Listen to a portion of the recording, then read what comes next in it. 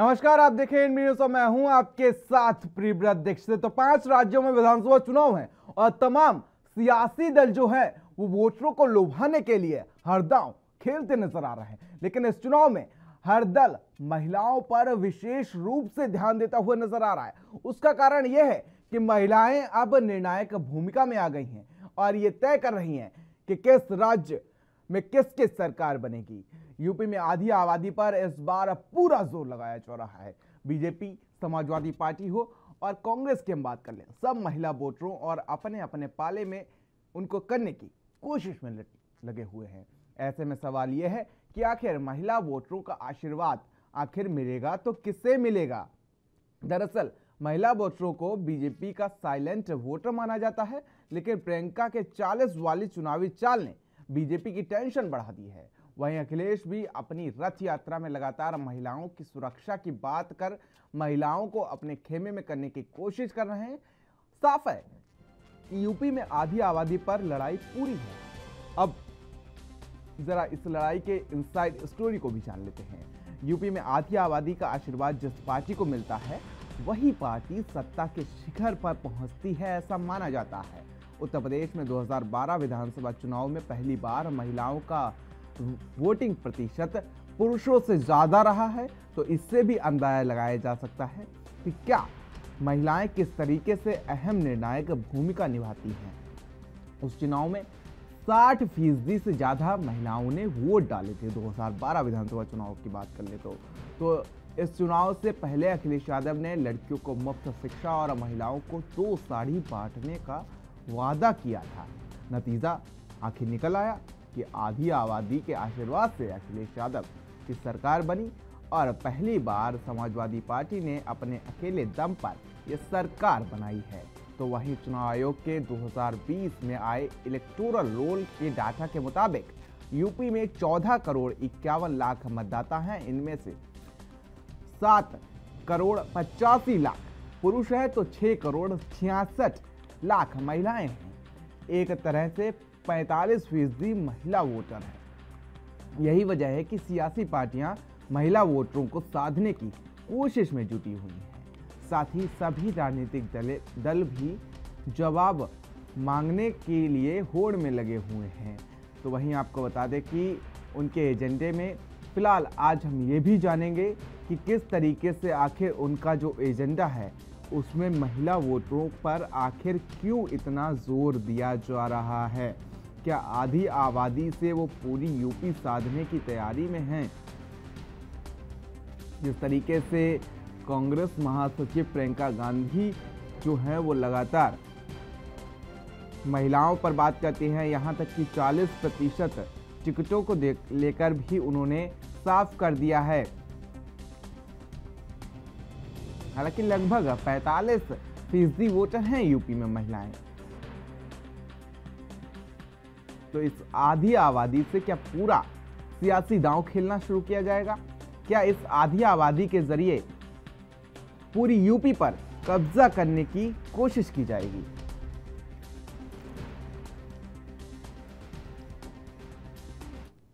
और इसी पर होगी आज की हमारी चर्चा और हमारे साथ राजनीतिक विश्लेषक अनुराग तिवारी हैं, तमाम मुद्दों पर जानकार हैं। साथ ही सीके ठाकुर भी हमारे साथ जुड़ेंगे, नेता कांग्रेस हैं, और के.आई. सिंह भदौरिया प्रवक्ता हैं बीजेपी से, ये भी हमारे साथ जुड़ेंगे। फिलहाल अनुराग तिवारी जी, स्वागत है आप सभी का एनबी न्यूज में।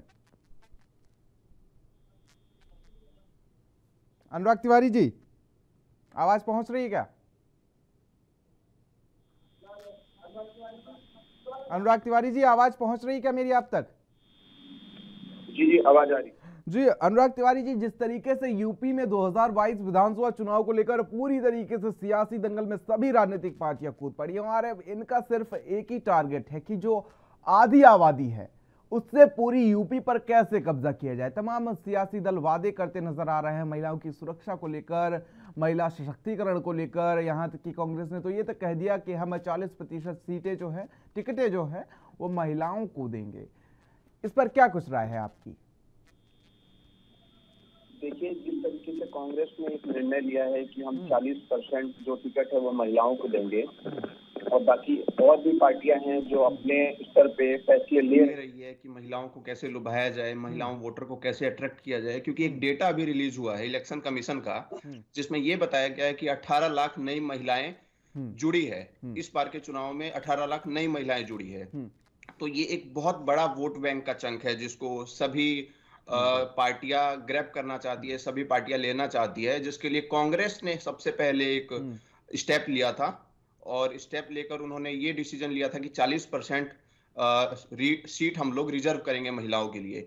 लेकिन मुझे दूसरी तरफ एक बात ये लगती है कि जब तक आप कोई ऐसे प्रोजेक्ट या ऐसे वादे घोषणाएं, पुख्ता घोषणाएं, योजनाएं नहीं लेके आएंगे, तब तक आप बहुत बड़ा फर्क नहीं ला सकते हैं, बहुत ज्यादा महिलाओं को अट्रैक्ट नहीं कर सकते हैं। अब आप सोचिए कि अगर 40% महिलाएं को टिकट मिल गया तो उससे सारी महिलाओं को आप अट्रैक्ट नहीं कर सकते। हाँ ठीक है, जिनका राजनीतिक में दिलचस्पी है उन महिलाओं को आप अपनी तरफ ला सकते हैं, लेकिन जब तक आप एक ठोस एक वादा नहीं करेंगे, एक ठोस प्रोजेक्ट नहीं लेके आएंगे जिससे महिलाओं को लगेगा कि हाँ आने वाले समय में इस पार्टी से अगर हम जुड़ते हैं, इस पार्टी को वोट देते हैं तो हमारी आर्थिक तरक्की होगी, हमारी सामाजिक तरक्की होगी, इन सारी चीजों को लेकर अगर पार्टी चलेगी तभी कुछ एक बड़ा बदलाव महिलाओं को लेकर, महिलाओं सशक्तिकरण को लेकर हो सकता है। अभी मुझे नहीं लगता कि ये 40% जो वादा है, लोक लुभावन वादा है, बहुत फर्क लेके आएगा यूपी में।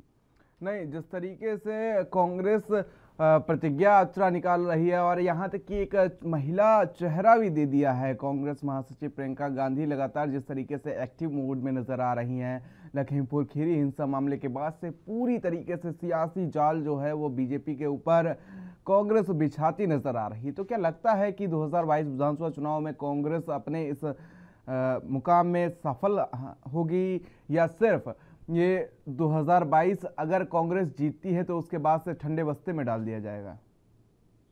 देखिए, कुछ चीजें हैं। एक तरफ आप ये कह रहे हैं कि कांग्रेस ने 40% महिलाओं को टिकट देने का वादा किया है, और दूसरी तरफ कांग्रेस की ही एक बहुत दिग्गज नेता थी रायबरेली से, जो विधायक थी अदिति सिंह, वो कांग्रेस छोड़ के चली गई।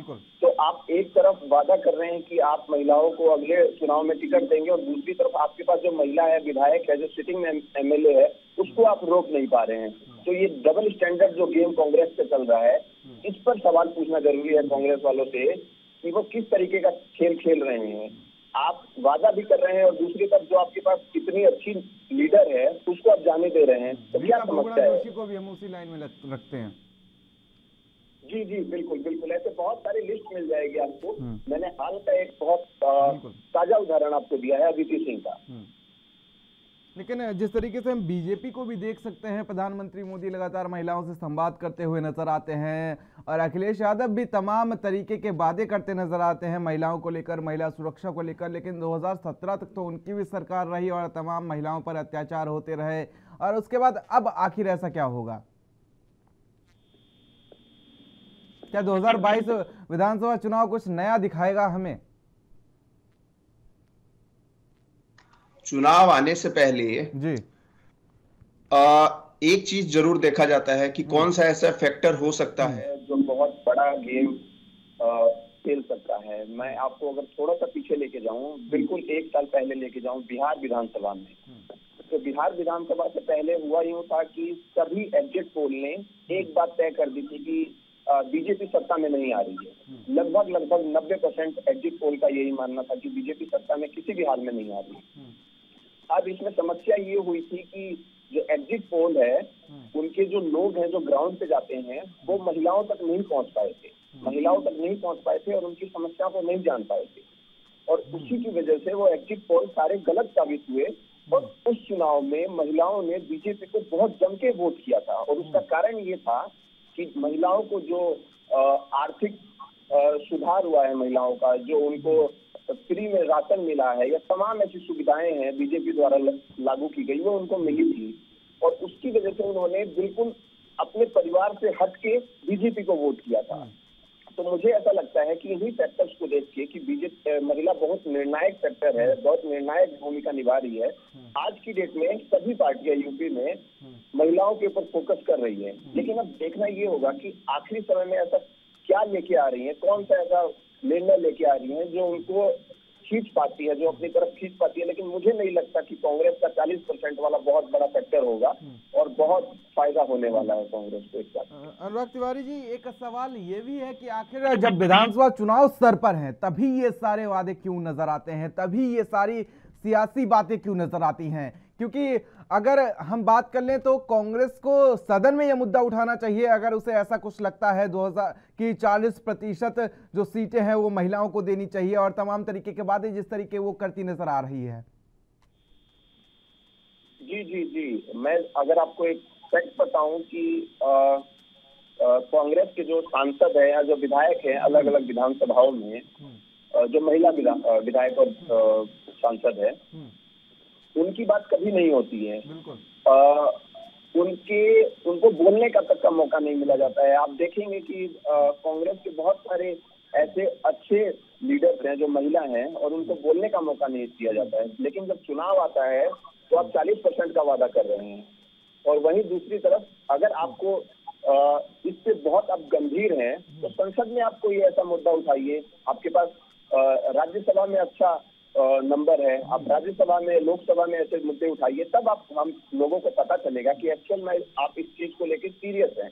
आप जब सत्ता में थे आज से 7 साल पहले 8 साल पहले, तब आपने क्या किया था महिलाओं के बारे में? तब आपने कौन से ऐसे कदम उठाए थे जो आज की डेट में बहुत एक हिस्टोरिकल हो सकते हैं? क्या प्रोजेक्ट आप लेके आए थे? उन चीजों की जिक्र कांग्रेस कभी नहीं करती है। लेकिन मुझे लगता है कि अगर वो सीरियस है इस चीज को लेकर तो उन चीजों का जिक्र करना जरूरी है। चलिए, हमारे साथ तो 2 मेहमान हमारे और जुड़ चुके हैं। सीके ठाकुर जी हैं, कांग्रेस से नेता हैं और विपक्ष में एक अहम भूमिका निभाते हैं, और के.आई. सिंह भदौरिया बीजेपी से प्रवक्ता हैं हमारे साथ। आप दोनों का बहुत बहुत स्वागत है एनबी न्यूज पर। सीके ठाकुर जी, आवाज मिल रही क्या आप तक? जी जी मिल रही है। स्वागत है आप दोनों का एनबी न्यूज पर। सर, मेरा सवाल आपसे ही है कि जिस तरीके से कांग्रेस महासचिव प्रियंका गांधी लगातार महिलाओं पर जोर देती नजर आ रही, चाहे वो 40% सीटों की बात कर लें या प्रतिज्ञा यात्रा की बात कर लें, तो क्या इस 40% सीटों या इस आधी आबादी से क्या पूरी यूपी को साधने की तैयारी है क्या?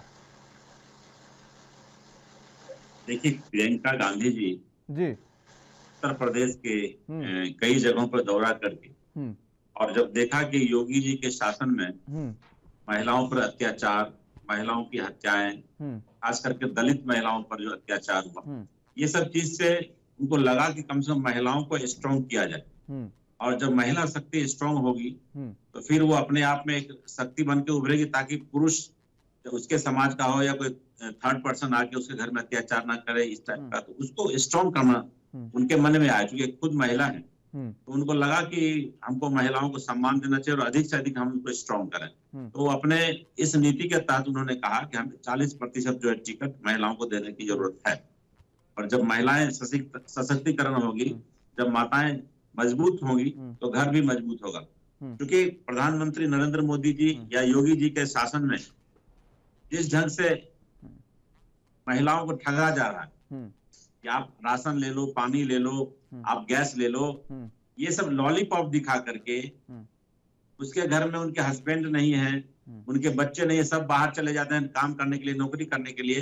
तो ये जो उनको जैसे एजुकेशन में आरक्षण को किस ढंग से मोदी की सरकार छीनते जा रहे हैं। वो सिर्फ कह रहे हैं कि जो जिस काम में व्यस्त हो आप उसी काम में रहो, आगे मत सोचो, पढ़ाई मत करो। रिजर्वेशन जो SC ST OBC का था, किसी ढंग से वो छीन करके वहां से वो अलग करके लोगों को बरगला करके अपनी राजनीति चमका रहे हैं। देखिए, एक एक करके इस देश की संपत्ति जो सरकारीकरण है, जो सरकारी चीज है, उसको ये बेचते जा रहे हैं, निजीकरण करते जा रहे हैं, बेरोजगारों का तादाद बढ़ते जा रहा है। तो इस ढंग से कम महिलाएं सशक्तिकरण होगी, महिलाएं शक्तिशाली होगी तो इनका विरोध होगा। इसलिए प्रियंका जी चाह रही हैं कि कम से कम महिलाएं मजबूत हो, घर मजबूत हो तो सब कुछ मजबूत होगा और देश भी मजबूत होगा। ये उनकी नीति है। चलिए, आखिर 32 साल बाद ही ऐसा क्यों याद आया कांग्रेस को? 32 साल हो गए यूपी में आपकी सरकार गए हुए, 32 साल बाद ही क्यों याद आया सर आपको? 32 साल मैटर नहीं है यहाँ पे। 32 साल पहले इस ढंग का अन्याय नहीं होता था। प्रधानमंत्री जी जो योजना ला रहे हैं आप देखिए जनधन योजना को ये सफल बता रहे हैं। जनधन योजना में इतनी विफलताएं हैं, लोगों के घर में जो पैसे थे बैंक में ले गए, जो 500-1000 रुपए महिलाएं अपने घर में रखती थी खर्चा पानी के लिए, और आज बैंक क्या करता है, उसी पैसे को किसी किसी स्कीम में काटते जा रहा है। बैंक भी मजबूर है, कहता है कि आरबीआई का ऐसा नियम आ रहा है। अब आरबीआई का नियम है तो सरकार उसको बनवा रही है। आरबीआई जो अलग अलग संस्था है, वो सरकार उसको अपने कब्जे में शैडो रूप से ले चुकी है। तो इस ढंग से देश में काफी अत्याचार हो रहा है, लेकिन लोगों को पता नहीं चल रहा है। तो इसलिए लगा कि नहीं, महिलाओं को स्ट्रॉन्ग किया जाए, क्योंकि जब घर मजबूत होगा तो सब कुछ मजबूत होगा। चलिए, जब घर की नींव मजबूत होती है तभी वो पूरा घर मजबूत कहा जाता है। चलिए, हमारे साथ केआई सिंह भदौरिया जी भी हैं और बीजेपी से प्रवक्ता है। और आखिर भदौरिया जी, जिस तरीके से आते ही आते सीके ठाकुर जी ने तमाम सवालों से तमाम आरोप आप पर लगा दिए, क्या कुछ कहना आपका इस पर? कांग्रेस के नेता तो झूठ बोलते ही है, साथ इसके प्रवक्ता भी आके यहाँ बैठ सकते झूठ ही बोलते। जिस पार्टी ने ज्यादा से ज्यादा शासन किया हो इस देश पे, और वो अब कह रही कि महिलाओं को सशक्तिकरण करना है, हमने उन महिलाओं को हमने आगे लेके आना है, हमने शिक्षा देना है, हमने विकास करना है। अरे भाई, 70 साल में आपने क्या किया था? 70 साल में सिर्फ एक परिवार का विकास किया आपने। प्रियंका गांधी का विकास किया। जब प्रियंका गांधी की शादी हुई थी तो रॉबर्ट वड्रा के अकाउंट में 1 लाख रुपए थे मात्र। आज रॉबर्ट वड्रा पे कम से कम अरबों की संपत्ति है। तो विकास किसका हो रहा है? कितना विकास किया? और इतने ही विकास आपको ज्यादा अच्छा देखना है तो पंजाब में देखो। अभी पंजाब में ज्यादा नहीं, 4 दिन पुरानी बात है, वहाँ शिक्षक आए थे अपनी मांगे मनवाने के लिए, रोजगार मांगने के लिए। आपकी पुलिस ने सीएम के सामने ही उन पर बोल लग बजाए कि किसी का हाथ टूटा, किसी का पैर टूटा, काफी महिलाओं के लिए कपड़े सुद्धा फाड़ दिए थे हमारी पुलिस ने। और बात कर रहे हैं महिलाओं के सम्मान की।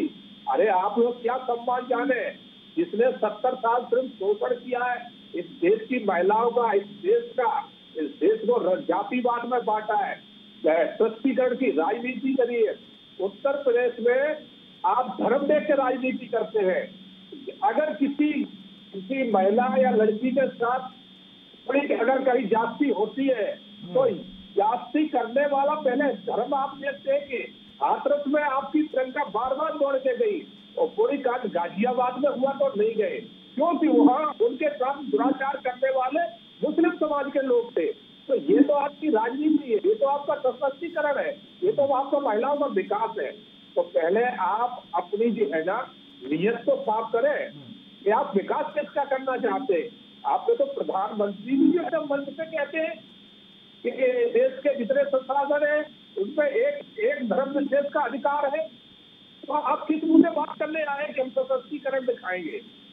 तो आप पहले अपनी मंशा साफ करें। और आपके बारे में देश पूरा अच्छी तरह जान चुका है कि आपकी नीति क्या है और आपकी नीयत क्या है। आपने 70 साल में कितना विकास किया है और आगे कितना करोगे, तो ये सब दुनिया जानती है। अब आपने झूठे ये लोग लुभाने वादे प्रियंका गांधी करती रहे, जो जरूरत पड़ती है तो अब गंगा में आ जाती है और वैसे चर्च में जाके वहाँ माफी भी मांगती है कि हमसे गलती हो गई गंगा में नहाने से। तो ये दिखावा चेहरा जो है ना, वो कहते हैं कि एक इच्छाधारी वो होती है। मैं किसी के लिए नहीं कह रहा हूँ, मैं कहावत कह रहा हूँ। एक इच्छाधारी नागिन होती है ना, वो वक्त वक्त में अपना रूप बदलती है। तो ऐसे रूप बदलने वालों को जनता बहुत अच्छी तरह पहचानती है। कोट के ऊपर जनेऊ पहनने वालों को बहुत लोग जानते हैं कि कौन क्या है, कौन विकास करने वाला है। तो अब उत्तर प्रदेश की जनता तो छोड़ो, वो तो आपको आंखों खाता ही नहीं खुल रहा। प्रियंका खूब दौड़ लगाए, खूब गंगा में डुबकी लगाए, अब वहाँ प्रियंका गांधी को कोई पूछने वाला नहीं। आप तो हिंदुस्तान से ही खत्म हो रहे हैं। आपका अगले लोकसभा चुनाव में एक आध सीट जो बची है वो भी शायद नहीं आएगी, क्योंकि आपकी दुनिया नीति देख रही है। आपकी सरकार राजस्थान में चल रही है, देखिए राजस्थान में क्या हाल है वहाँ महिलाओं का, कितना महिलाओं के साथ अत्याचार हो रहा है। अलवर में 1 महीने में 10 बलात्कार हुए थे। प्रियंका गांधी एक बार भी नहीं देखने नहीं जाएंगी, क्योंकि वहाँ बलात्कारी कुछ एक धर्म विशेष के लोग थे। तो ये तुम्हारी तुष्टीकरण की राजनीति दुनिया समझ चुकी है। अब दुनिया को जो है ना, आप कितना भी बहकाए, खूब रूप बदले, आपके ये लोग जो आने बातें झूठ बोलना सब समझ चुके हैं। तो अब कोई बहकावे में नहीं आने वाला है। और सब जान चुके हैं। चलिए कैप्टन साहब, आरोप प्रत्यारोपों का दौर इसी तरीके से चलता रहेगा, लेकिन आपने अपनी बातों में पंजाब और राजस्थान तक घुमा दिया। लेकिन फिलहाल अब मुद्दे पे आ जाते हैं। हमारा मुद्दा फिलहाल आज का यह है कि किस तरीके से महिला वोटरों को साधने की सभी पार्टियां कोशिश कर रही हैं। तो क्या आधी आबादी से यह पूरा यूपी साधने की कोशिश की जाएगी? हम राजनीतिक विश्लेषक हमारे साथ अनुराग तिवारी जी जुड़े हुए हैं, उनसे भी पूछ लेते हैं आखिर क्या कुछ इस पर कहना है। देखिए, सबसे पहले तो जैसे बीजेपी प्रवक्ता ने जब उनका नंबर आया तो वो पहले की बातें करने लगे कि कांग्रेस ने क्या नहीं किया, कांग्रेस ने क्या गलत किया। अब इनको थोड़ा बहुत इस बात पर भी चर्चा कर लेना चाहिए था कि इन 5 सालों में जो योगी सरकार है क्या कुछ किया है। तो इस पे बात नहीं हो रही है। ये बहुत एक दुखद है। ये दुखद यूपी के लिए भी है, ये दुखद पूरे देश के लिए भी है कि आप उन बातों पे चर्चा नहीं कर रहे हैं और दूसरी तरफ की बातों पे चर्चा कर रहे हैं। क्यों आप इस बात पे चर्चा नहीं कर रहे हैं कि महिलाओं के लिए आप क्या करने वाले हैं? महिलाओं को सशक्त बनाने के लिए, महिलाओं को आर्थिक रूप से सशक्त बनाने के लिए, सामाजिक रूप से सशक्त बनाने के लिए क्या प्रोजेक्ट है आपके, क्या योजनाएं? इन चीजों पे कब बात होगी? बिल्कुल। चलिए पूछ लेते हैं आखिर क्या कुछ किया है, क्या कुछ करने वाले हैं कैप्टन साहब। योजना महिलाओं के लिए है। जैसे आपने देखा अभी 2 दिन पहले प्रयागराज में प्रोग्राम हुआ था तो टोटल महिलाओं के लिए था। महिलाओं के लिए हम विशेष वहाँ अधिकार उनको दे रहे, उनको नौकरियों में अलग से जगह दे रहे, महिलाओं को हर तरह राजनीति हम महिलाओं को पहले से ही आगे करे हैं। मध्य प्रदेश में देखो महिलाओं को अपने सीट, ये तो अभी बात कर रहे हैं, हम तो वहाँ 40% पहले ही महिलाओं को आरक्षण सीटें कर चुके हैं। तो आपको अब वादे करने जा रहे हैं तो, और आप विकास देखिए, जैसा अभी इन्होंने कहा राजनीतिक विश्लेषक में कि उत्तर प्रदेश का विकास, अगर उत्तर प्रदेश का विकास आज भी इनको नहीं दिखाई दे रहा है तो शायद फिर इनके आंखों पर चश्मा कांग्रेस का लगाए तो इन्हें दिखाई भी नहीं देगा।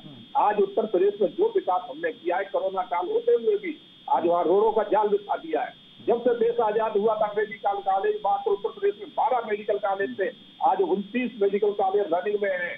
आज वहाँ जो है ना सरकारी हॉस्पिटल आज वहाँ 50 से ज्यादा निकल चुके हैं। एक जिले में हम मेडिकल कॉलेज बना रहे हैं, इंजीनियर कॉलेज 40 से ज्यादा हमने नए बनाए हैं। आज हमने हर जिले में वहाँ एयरपोर्ट 14 एयरपोर्ट रनिंग में है और मात्र 2 एयरपोर्ट से उत्तर प्रदेश में जो हमारी सरकार आई थी आज हमने 14 रनिंग में कर दिए हैं। और आज भी आप कह रहे हैं कि आप विकास की चर्चा करिए, आपको विकास नहीं दिखाई देगा अगर आप चश्मा लगा के देखेंगे। तो अगर आप वाकई में विकास देखना चाहेंगे, मैं ये नहीं कह रहा हूँ कि आप हमारे पक्ष में बीजेपी पक्ष में बोले, नहीं, आप निष्पक्ष बात करें ना। आप देखेंगे वाकई में योगी ने विकास किया कि नहीं किया, मगर बात वही है, अगर आप चश्मा लगा के बैठे हो तो भले ही आप राजनीतिक विश्लेषक बने रहो, आपको कुछ दिखाई नहीं देगा। बात इसकी नहीं है यहाँ पर बात यह है महिलाओं के लिए क्या किया, विकास किया या नहीं किया ये मुद्दा नहीं है। बात यहाँ पर यह है कि महिलाओं के लिए आखिर क्या किया। महिलाओं के लिए विशेष जो है ना एक पैकेज दे रहे हैं, वो नहीं दिखाई दे रहा क्या? विशेष पैकेज महिलाओं को अभी दिया है हमने। हर महीने महिलाओं के अकाउंट में पैसा पहुंच रहा है केंद्र सरकार की तरफ से, ये नहीं दिखाई दे रहा। कभी एक किसी सरकारों ने दिया है? किस चीज का पैसा पहुंच रहा है कैप्टन साहब? आर्थिक सहायता दे रहे हैं और क्या दे रहे हैं? आर्थिक जो गरीबी रेखा में है उनको आर्थिक सहायता पहुंचा रहे हैं, जो हमारी योजना चल रही है अलग अलग। चलिए अनुराग तिवारी जी कुछ कहना चाह रहे हैं काफी लंबे समय से। देखना चाहिए सिर्फ ये नहीं कह देना चाहिए। राजनीतिक विश्लेषक, मैं किसी की टिप्पणी नहीं करना चाहता, राजनीतिक विश्लेषक को सिर्फ राजनीति का विश्लेषण करना चाहिए कि वाकई में कहाँ क्या हुआ है और नहीं हुआ है और किसकी जरूरत है। चश्मा लगा के नहीं बैठना चाहिए। जी वही तो पूछ रहे थे वो अनुराग तिवारी जी, जिस तरीके से आप पर भी आरोप लगने शुरू हो गए हैं। अनुराग तिवारी उत्तर प्रदेश से ही आते हैं तो इन्हें क्या उत्तर प्रदेश का विकास नहीं दिखाई देता? चलिए पूछ लेते हैं कितना क्या विकास उन्हें दिखता है और आखिर किसका चश्मा वो लगाए बैठे हैं। इन्हें अखिलेश यादव का विकास दिखाई देता था क्या? जहाँ माँ बहनें सुरक्षित नहीं थी, बुलंदशहर के लिए अगर एक गाड़ी में माँ बाप अपनी बेटी के साथ चलते थे बोले यहाँ जो है ना उसका रोड पर बलात्कार हो जाता था। क्या इनको तिवारी जी को उस टाइम नहीं दिखाई दिया? क्या वो भूल गए जो 2 बहनों की रेप करके लाशें पेड़ पे टांग दी गई थी, तो इनको दिखाई नहीं दिया था? नहीं, उन्नाव कांड और हाथरस कांड तो आपकी सरकार में भी देखा हमने कैप्टन साहब, आपकी भी सरकार में देखा भी हमने उन्नाव कांड और हाथरस कांड। हमारे यहाँ जो किस तरीके से पुलिस ने ये जो किया था कि महिला बच्चियों की डेड बॉडी भी नहीं मिलने दी गई थी। हमारे यहाँ तुरंत उसमें एक्शन हुआ है और जो है ना जो भी थे नहीं, एक्शन तो जब रिएक्शन होता है तो उस पर एक्शन तो होता ही है, लेकिन वो रिएक्शन आखिर हुआ क्यों, सवाल तो यही है ना। आप बुलंदशहर की घटना सुन गए जहाँ सरेआम माँ बाप के सामने रेप हुआ था, 4 दिन पुलिस ने कानों में जू नहीं लगी थी, जब अंतर्राष्ट्रीय मुद्दा बना तब पुलिस एक्शन में आई थी। नहीं, आज हमारे यहाँ तुरंत आज एक्शन में आती है, पुलिस एक्शन में आई थी, लेकिन ये वही पुलिस है क्या जिसने बच्ची की डेड बॉडी तक माँ बाप को नहीं मिलने दी थी? कुछ हो गया कारण, और सुरक्षा विशेष से कोई कारण हो गया, ये कोई मुद्दा नहीं है, होगा कोई सुरक्षा कारण, किस चीज का कारण होगा? अरे उसकी जी बताएं। उसकी जांच एजेंसियां जांच कर रही थी, उनके पास है सब कुछ। अगर आप ये चीज जानना चाहते हो तो आप जांच एजेंसियों से पता करिए कि आपने अभी तक रिपोर्ट बनाई क्या बनाई। 2019 की बात है, 2019 की बात है और अभी तक ये जांच ही चल रही है क्या? जांचें तो अरे वो कोर्ट की जांच तो अभी तक खत्म नहीं हुई है, उनको उसके जो है ना जो जांच करने वाले थे वो खत्म हो गए और उसमें इतना जितने की तो दोस्त नहीं उससे ज्यादा कांग्रेस ने उसमें खर्चा कर दिया और फिर भी जांच पूरी नहीं हुई। चलिए, अनुराग तिवारी जी कुछ कहना चाह रहे थे, काफी लंबे समय से आपने तमाम आरोप उन पर जड़ दिए, जिस तरीके से उनसे भी पूछ लेते हैं। मैं बीजेपी प्रवक्ता से मेरी कोई खास ऐसी दुश्मनी और लगाव किसी से भी नहीं है।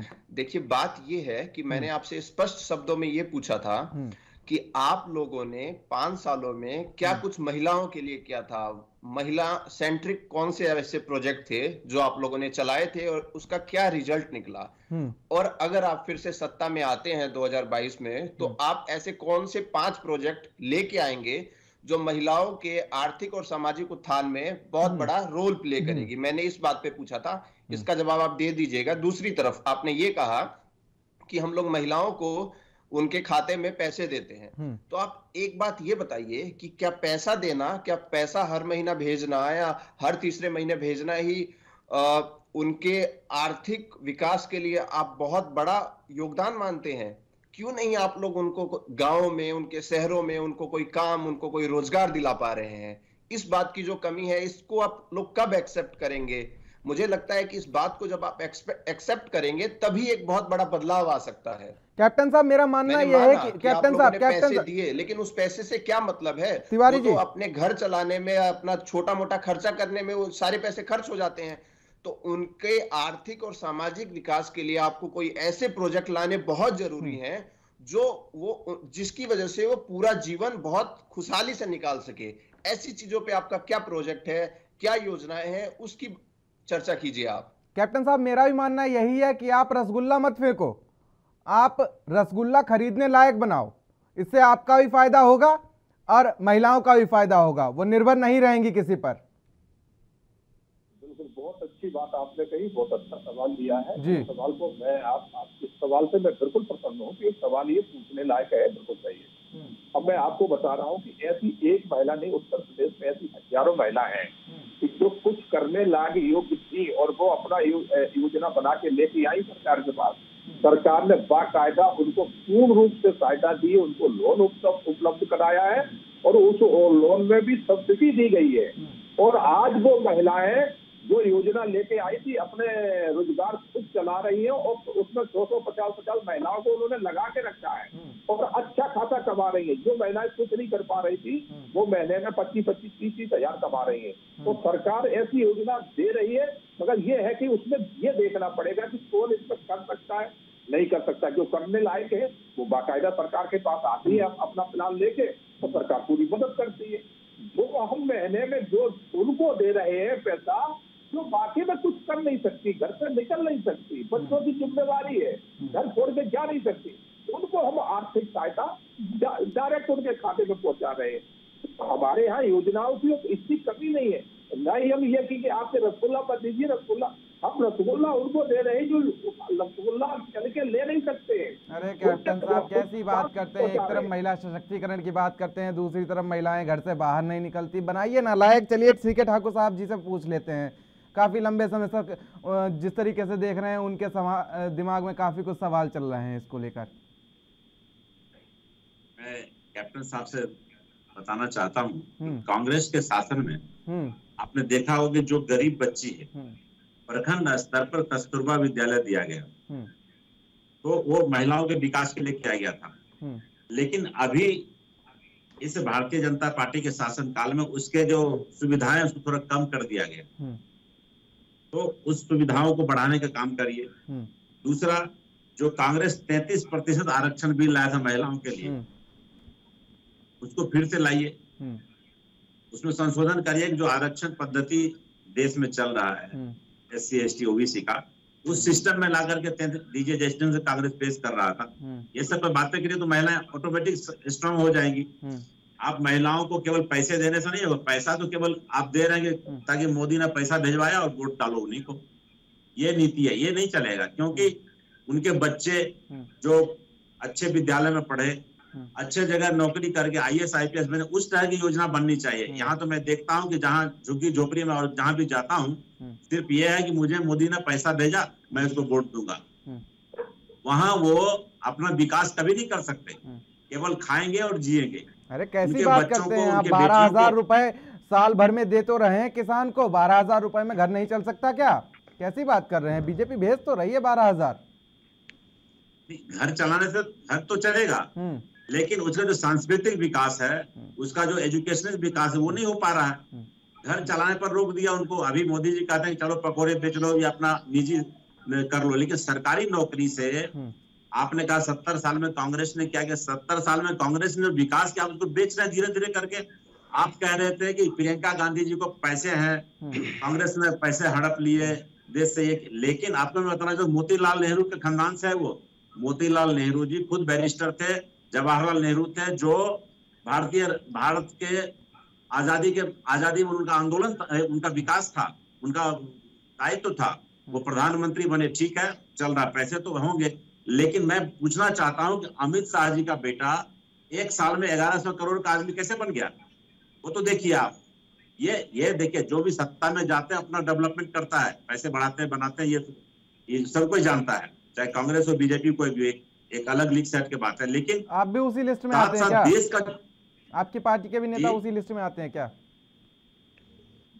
देखिए, ये दिखता नहीं है, लेकिन सब लोग जानते हैं क्या होता नहीं होता है। दिखता तो बिल्कुल साफ है सर, दिखता तो बिल्कुल साफ है, पूरी तरीके से दिखता है। एक करोड़ में कोठी नहीं बनती, 2 करोड़ में कोठी नहीं बनती, कई 100 करोड़ लग जाते हैं कोठियां बनने में। वही तो मैं कह रहा हूँ। लेकिन जो आज महिलाएं हैं, आम महिलाओं की बात मैं कर रहा हूँ, जहाँ जिस समाज से हम लोग बिलोंग करते हैं, जहाँ हम खड़े रहते हैं, वहां देखते हैं कि महिलाओं का विकास, उनके बाल बच्चे का विकास नहीं है। जो जिस पेशा में है वो उसी पेशा में उसको आगे बढ़ा देते हैं। मैं चाहता हूं कि कांग्रेस जिस ढंग से आगे लेकर के चली थी कि एक अच्छे राष्ट्रभक्त का निर्माण हो, एक अच्छे विद्यार्थी का निर्माण हो, एक देश का निर्माता बने बच्चे, वो नीति आज खत्म हो गई मोदी जी की। वो सिर्फ चाहते हैं कि रोड का विकास हो जाए, रोड में इतना का बजट बनाओ, इतना कमीशन चले जाए, रोड बन गया।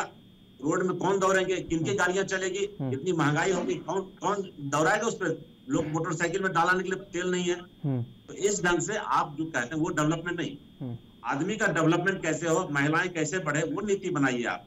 चलिए, तो आपका क्या आरोप है? तो आपका आरोप ये है कि ये सब जो भी आप तमाम आरोप लगे हैं, ये पिछले 7 सालों में लगे हैं? पिछले 7 सालों में नहीं, मैं कह रहा हूं कि जितना कांग्रेस ने विकास किया, आप केवल उसी को लेकर आगे बढ़ जाओ तो अभी तक काफी विकास हो गया रहता। आपने उन सारे विकास को रोक दिया। आज आप कह रहे हैं कि 12 एयरपोर्ट यूपी में बन रहे हैं, लेकिन क्या हुआ है? एयरपोर्ट सरकार के पास रह पाएगी? आप सरकार के पैसे लगाते हो और वह निजीकरण कर देते हो, वह अडानी अंबानी जैसी कंपनियों को आप बेच देते हो। क्या मतलब है? ये पैसे हमारे और आम पब्लिक के लग रहे हैं, लेकिन जब 12,000 करोड़ लगा और 5,000 करोड़ में आप बेच देते हो, ये कौन सा सरकार है? ये कौन सी नीति है? तो सरकार को यह सोचना पड़ेगा कि जो देश का डेवलपमेंट हम कर रहे हैं वह आम जनता के लिए कर रहे हैं। क्या आम जनता उससे लाभान्वित है? उसको लाभान्वित करने की जरूरत है।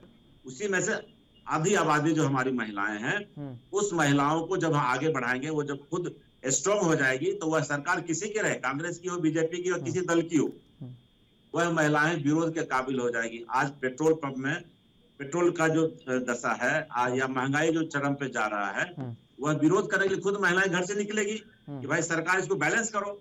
तो इसलिए महिलाओं का सशक्तिकरण जरूरी है। इसलिए प्रियंका जी चाह रही हैं कि 40% टिकट दे करके महिलाओं का हम विकास करें। महिलाएं जब आगे आएगी तो पूरे देश में फिर वही होगा जो यूपी से फॉर्मूला तय होगा, फिर अगले लोकसभा में भी प्रियंका जी वही करेंगी, राहुल जी वही करेंगे। जी, कैप्टन साहब को देख के ऐसा लगता है कि तमाम जो आरोप लगे हैं इन पर जवाब उनके जहन में दौड़ रहे हैं। कैप्टन साहब क्या कुछ जवाब आपके जहन में दौड़ रहे हैं? हाँ, प्रियंका जी की मैं प्लानिंग बता दूं। जब कांग्रेस सरकार केंद्र में थी तो प्रियंका गांधी के लिए एक सरकारी जमीन की खरीद फरोख्त हुई थी। तो 5 एकड़ जमीन गुड़गांव में थी, प्रियंका गांधी को वो 5 लाख में खरीदी। प्रियंका गांधी कितने में? 5 लाख में 5 एकड़ जमीन, और उसका 5 लाख रुपए किसने दिया? DLF वाले ने। उसने वो लोन दिया, और वो ही जमीन को 1 साल बाद जो है ना कितनी 45 करोड़ में उसी ने खरीद लिया। तो प्रियंका गांधी का ये विकास होता है। इस तरह से प्रियंका गांधी सबका विकास करेगी। तो आप सोचिए कि जो शुरू से ही देश को, किसानों को, देश की जनता को लूटने की प्लानिंग बनाता रहा है, इस जमीन को कैसे हड़पना है, कैसे इसको इसका सौदा करना है और कैसे इसका फायदा लेना है। सर किसानों पे तो बात ना ही, सर किसानों पे बात ना ही करें, वही बढ़िया। अभी ताजा जख्म उनके फिलहाल भरे भी नहीं होंगे, ताजा ही जख्म है सर। 700 किसानों की मौत हुई है किसान आंदोलन में लगभग। ये आपका कहना गलत हुआ कि किसानों के जख्म कितने भरे हैं, कितने नहीं भरे हैं, कितने। हम आज भी कह रहे हैं कि हम जो बिल लाए थे वो किसान के हित में ही। अरे सर कैसी बात करते हैं। कोई दवाई, सुनिए साफ बात, कोई अगर दवाई बनती है तो उसकी जो क्या फायदे हैं क्या हानिकारक है वो तो सिर्फ मरीज ही बता सकता है ना। अब जब किसान ही कह रहा है कि नहीं हमारे फायदे का बिल नहीं है, तो कैसे? क्या आपने लगभग 1 साल ले लिया समझने के लिए किसानों के फायदे का नहीं है। ये मर्म जो है उसका वो तो मरीज ही निकाल सकता है ना कैप्टन साहब। सुने हम भी किसान है, शुद्ध किसान है। हम ये नहीं कि दिल्ली में बैठे तो हम हमारे खेती जमीन जायदाद नहीं है, हमारे आज भी जमीन जायदाद है, तो आज भी सब कुछ हो रहा है। तो इस बिल के बारे में हम भी कुछ जानते हैं। ये बिल सिर्फ राजनीति से प्रेरित था। कांग्रेस ने ये शुरू कहाँ से हुआ था? किसान, आप बताइए, किसान आंदोलन कहाँ से शुरू हुआ? कांग्रेस की सरकार जहाँ है पंजाब से चला, पंजाब में खत्म हो गया। कितने इसमें किसान जो है ना उत्तर प्रदेश के आए थे, पश्चिमी कांग्रेस उत्तर प्रदेश छोड़ दो, आप कितने राजस्थान से आए थे, जबकि राजस्थान में भी सरकार थी, कितने आए थे तो सिर्फ कांग्रेसी नेता आए थे। मध्य प्रदेश से कितने किसान आए थे, केरला से कितने आए थे, गुजरात से कितने आए थे। सर मध्य प्रदेश में आपकी सरकार है ना। अरे तो किसानों को थोड़ी हमने। राजस्थान से कितने किसान आए थे, वहां भी तो कांग्रेस की सरकार है ना। कहां पर? राजस्थान में। आप राजस्थान से कितने किसान आए थे? वही तो कह रहा हूँ, कांग्रेस की वहां पंजाब को लेकर टारगेट कर रहे हैं। वहां से कितने किसान आए थे? छत्तीसगढ़ से कितने किसान आए थे? वहां भी कांग्रेस की सरकार है। मैं कह रहा हूँ आपको दिखाई नहीं दे रहा था कि उस आंदोलन में किसान चाहते बैठे हुए थे, सुबह पगड़ी मार के किसान नजर आते थे, कोई बिगड़ पगड़ी का किसान नजर आ रहा था? अरे सर राकेश टिकैत यूपी से हैं, मुजफ्फरनगर से हैं। आपको सच्चाई दिखाई नहीं दे रही थी क्या? सच्चाई तो सबको दिखाई दे रही थी। आप एक बात माने चले, जब माननीय प्रधानमंत्री मोदी ने बड़े खुले शब्दों में कहा है कि ये बिल हम किसान हित में लेके आए थे, किसान की आय डबल करने के लिए लाए थे, मगर वो बात अलग है कि कुछ किसानों को हम समझा नहीं पाए। तो इसका जो सेंस निकलता है उसको समझिए, हवाई मत पड़िए आप। अरे हवाई से वो तो सबके फिलहाल सामने ही है, सबके सामने ही है। आपने ये बात क्यों नहीं समझी? नहीं, चुनाव का समय जैसे ही पास आया वैसे ही ये बिल वापस क्यों हो गए? अगर ये हित में थे तो नहीं समझ रहा था। उत्तर प्रदेश जो एक किसानों का बाहुल्य प्रदेश है, वहां पर ये बिल वापस क्यों हो गए? 5 राज्यों में विधानसभा चुनाव है, पंजाब भी उसी में आता है, उत्तराखंड भी उसी में आता है और उत्तर प्रदेश भी उसी में आता है, तो वहां पर ये बिल वापस क्यों हो गए? तभी ये बिल वापस हुए क्या? आप किसानों को मनाने में असमर्थ साबित हुए क्या? लग रहा था आपको कहीं ना कहीं किरकिरी होगी इसको लेकर हमारी। किसान जिस तरीके से नाराज बैठे हैं, जो दिल्ली के बॉर्डर पर बैठे थे उनकी जो आग थी वो क्या कहीं विधानसभा चुनाव में झुलस तो नहीं जाएगी बीजेपी? कैप्टन साहब बीजेपी को कोई सुने बात हमारी सुने जी, सुनाइए अपनी बात कहें जी। आपने शायद प्रधानमंत्री की बात नहीं सुनी होगी, इसलिए आप जो है ना उन बातों पर नहीं आए। प्रधानमंत्री ने क्या किया था कि जो हम कृषि बिल लाए थे वो किसान हित में लाए थे और किसान की आय डबल करने के लिए लाए थे, मगर मैं वापस ले रहा हूँ देश हित के लिए वापस ले रहा हूँ। तो इसका आपको मतलब समझ नहीं आया? आप इतने समझ बुद्धिजीवी एंकर है, ये छोटी सी बात आपको समझ में नहीं आई? समझ में तो देश हित में वापस ले रहा हूँ, समझ में तो पूरी बात आई, लेकिन अगर ये बात मोदी जी को भी समझते समझते 1 साल लग गया था, वो भी इतने बुद्धिजीवी हैं। आप सुने जी, मैं शुरू से ही समझ में आ गया था कि ये आंदोलन कौन चला रहा है और इसमें कौन है, मगर हम कांग्रेस नहीं है।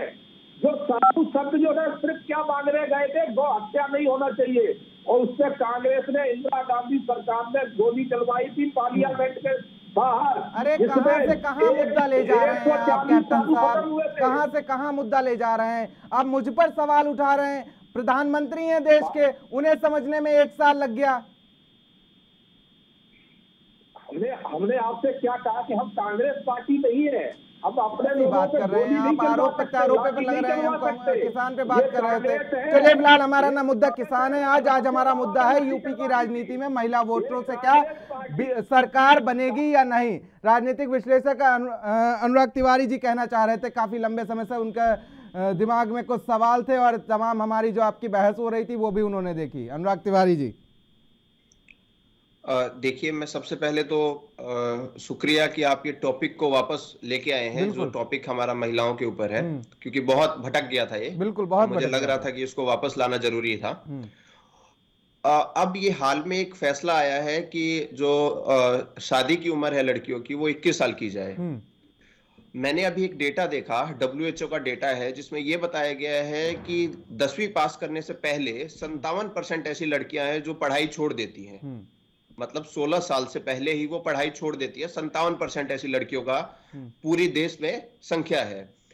तो बीजेपी कांग्रेस में दोनों लोगों से स्पष्ट रूप में पूछना चाहूंगा कि जब वो बच्चियां पहले ही 10वीं से पहले ही पढ़ाई छोड़ देती है और आपने शादी की जो एज है वो 21 साल कर दी, तो उस पढ़ाई की जो स्कूल से जो निकलने की रेट है उसके लिए आप क्या कर रहे हैं? ऐसे कौन से आपके पास ठोस उपाय हैं कि आप बच्चियों को स्कूल में रखें, उनकी पढ़ाई पूरी करवाएं? क्या उपाय है आपके पास? क्या शादियों की उम्र ही बढ़ाना एक उपाय है, या स्कूल में उनको लेके जाना, उनको अच्छी शिक्षा देना, उनको हायर एजुकेशन तक पहुंचाना, ये भी आपका एक एजेंडे में है आप दोनों पार्टियों के पास? जी, हम पूछ लेते हैं फिलहाल कैप्टन साहब से।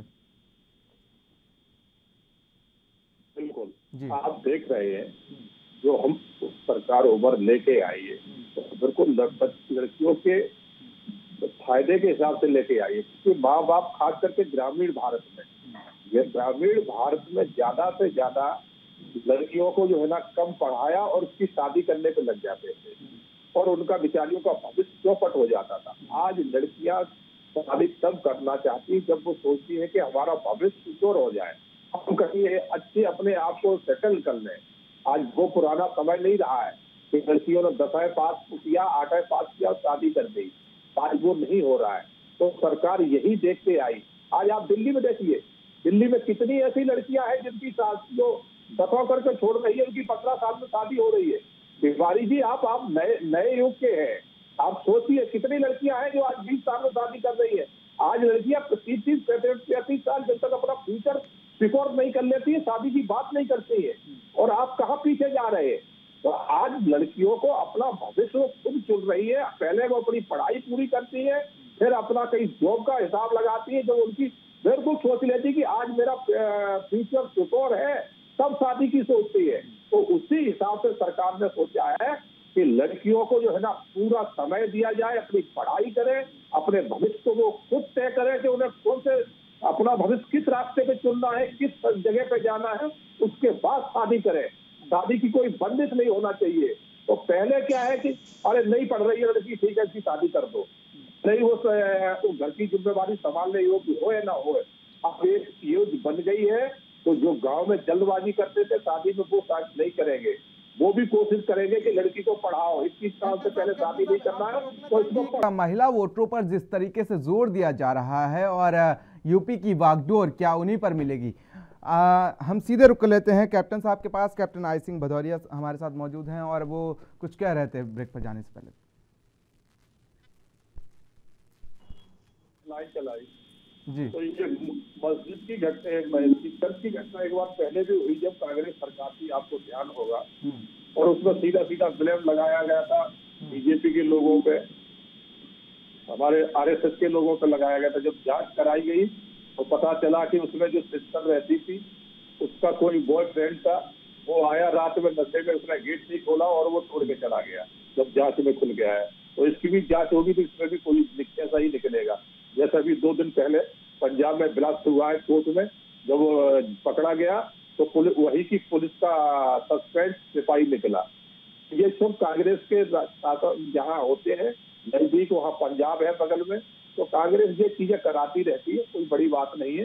तो इन चीजों का ब्लेम सीधा सीधा बीजेपी और आरएसएस पर ठोक सके। समय फिलहाल कम है कैप्टन साहब, आरोप प्रत्यारोप का दौर अब खत्म कर देना चाहिए। आपके पास फिलहाल यूपी में भी समय कम है और हमारी डिबेट में भी समय कम है, क्योंकि अब सवाल ये था कि 21 साल सिर्फ उम्र बढ़ाना क्या उनके लिए सही है? सिर्फ उम्र बढ़ाना, या आगे की भी कुछ तैयारी कर रखी है आपने महिलाओं के उत्तम शिक्षा के लिए, या तमाम जिस तरीके से 21 साल के बाद अगर वो शादी करती हैं, जो निचले तबके के लोग होते हैं, शादी में भी उन्हें परेशानी होती है, उनके पास खर्चे वगैरह को लेकर कुछ नहीं होता है, तो क्या इसको लेकर भी कुछ तैयारी कर रखी है? सबसे पहले शिक्षा पर बात। हम तो शुरू से ही महिलाओं के लिए, लड़कियों के लिए कर रहे हैं। आपने देखा नहीं कि हर लड़की के खाते में जो है ना, आप पैदा होते ही उनसे पैसा जमा करा दिया जाता है उसकी शादी के लिए, उसकी पढ़ाई के लिए। तो हम तो उम्र ही नहीं बढ़ा रहे, उनके आगे भविष्य के लिए सोच रहे हैं। ये हमारे माननीय प्रधानमंत्री नरेंद्र मोदी और उत्तर प्रदेश में योगी जी दोनों ही कर रहे हैं। लड़कियों के भविष्य के लिए हमारी कितनी योजना चल रही है। तो खाली उम्र नहीं बढ़ाई, उम्र तो इसलिए बढ़ाई है तो उसका लोग दुरुपयोग कर रहे थे। चलिए ठीक है। सीके ठाकुर जी से पूछ लेते हैं कि आखिर क्या कुछ योजनाएं चलाई गई हैं और उसका कितना क्या कुछ लाभ मिला है। जी कैप्टन साहब, हमारे तिवारी साहब, और मैं बताना चाहता हूँ कि इस देश में का जो जलवायु है, जलवायु के दृष्टिकोण से लोग का जो लड़कियां हैं वो ज्यादा फिजिकली ग्रोथ कर जाती हैं। इस ढंग से वो बना होगा उस समय कि 18 साल का होगा। लेकिन चूंकि अब धीरे धीरे क्या है कि जनसंख्या काफी तेजी से बढ़ रही है, और जनसंख्या का जब वृद्धि हो रहा है तो बेरोजगारों की फौज भी खड़ी हो रही है। सरकार के पास ऑप्शन नहीं है, हम नौकरी कहाँ से दें।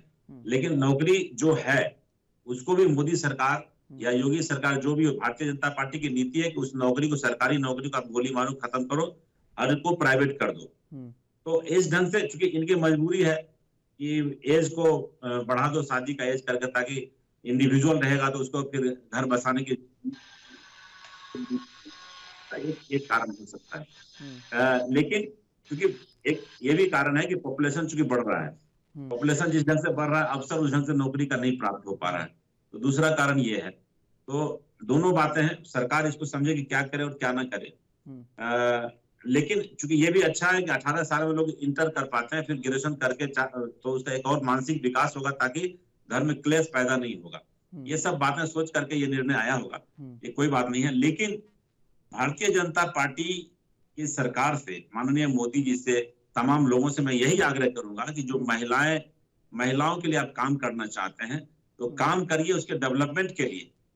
आप रोड बनाना, ऐसा मैं नहीं कहता रोड मत बनाइए, एम्स मत बनाइए, विकास मत, सब कुछ होना चाहिए, लेकिन महिलाओं को गैस नहीं करके, जो तिवारी साहब ने कहा कि उसको ऐसा कर दीजिए कि वो रसगुल्ला खाने लायक, आपने कहा था बोरा साहब की रसगुल्ला खिलाइए मत, खरीदने लग बनाइए उसको। तो इस ढंग का नीति आनी चाहिए। इसमें भारतीय जनता पार्टी की सरकार काफी पीछे है। मुझे लगता है कि इनके पास कोई नीतिकार नहीं है, ये सिर्फ अपना डेवलपमेंट, जो कि देखिए मैं किसान आंदोलन पे आना नहीं चाहता हूं, लेकिन किसान आंदोलन के समय क्यों आया? बिल लाने से पहले ही वो गोडाउन बनवा दिए, अडानी अंबानी गोडाउन बना करके खड़े थे पूरे देश में कि भाई वो जो राशन है उसको हम लोग वहां डंप करेंगे।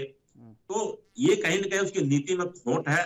इस खोट की नीति के बदले यदि सत्ता में रहना है, अब आप पटियाला में या जहां भी विस्फोट हो रहा है, तो ये अभी अंबाला चूंकि पंजाब से सटा हुआ है, कांग्रेस में ठिकरा फोड़ रहे हैं, ये कहीं ना कहीं भारतीय जनता पार्टी की रही है। जहां चुनाव होता है उसके पहले ये सब करते हैं, तो ये देश के लिए अच्छा नहीं हो रहा है। इसको आप स्वच्छ रूप से देखिए, जनता के बीच है, ये लोकतंत्र है, लोकतंत्र की रक्षा कैसे हो, हमारी महिलाएं सशक्तिकरण हो, इस पर आपको सोचना पड़ेगा, इस पर आपको करना चाहिए। क्योंकि जो कांग्रेस कर रही थी, कस्तूरबा विद्यालय का निर्माण कराया, प्रखंड स्तर पे दिया, महिलाएं उसी से स्ट्रॉन्ग हो जाएगी, हमारी बच्चियां पढ़ लेगी। लेकिन आप उस सुविधाओं को मत घटाइए, उसको बढ़ाइए। और भी जगह हमको लगता है कि पंचायत स्तर पे स्कूल खोलना चाहिए। हमने प्रखंड तक खोला, पंचायत पहुंचिए, गांव तक पहुंचिए, तब ये विकास हो पाएगा इस ढंग का। चलिए, अगर महिलाओं के विकास की बात हो लेती है तो बीजेपी प्रवक्ता कैप्टन साहब से हम पूछ लेते हैं कि आखिर महिला सशक्तिकरण की जब बात हो रही है तो उज्ज्वला योजना को लेकर क्या राय है आपकी? क्या उज्ज्वला योजना अभी तक आपकी सरकार ने जो चलाई थी वो सच में कारगर साबित हुई है?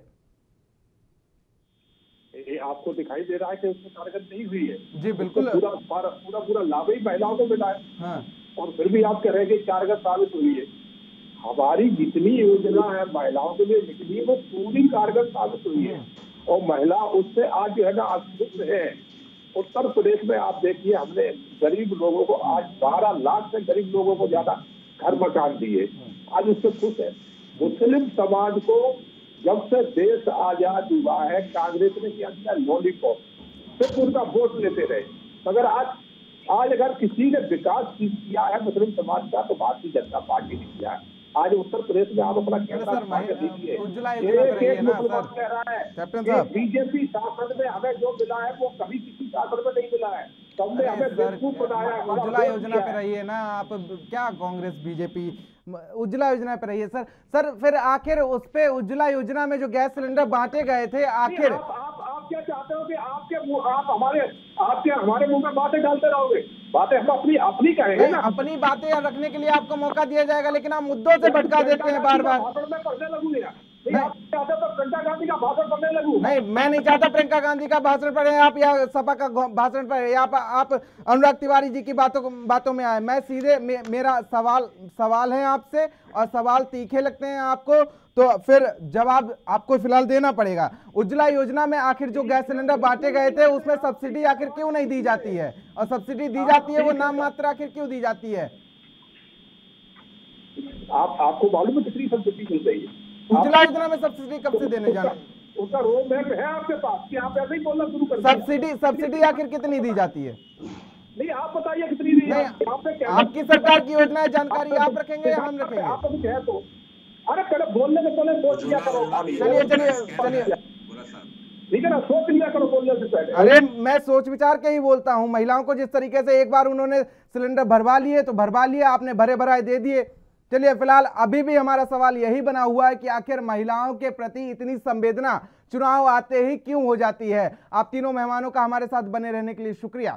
तो चलिए, फिलहाल महिला वोटरों पर जोर और मिलेगी क्या सत्ता से बागडोर, इस खास पेशकश में एएनबी न्यूज की इस खास पेशकश में मेरे साथ इतना ही। देश और दुनिया की अहम खबरों के लिए बने रहिए एएनबी न्यूज के साथ। नमस्कार।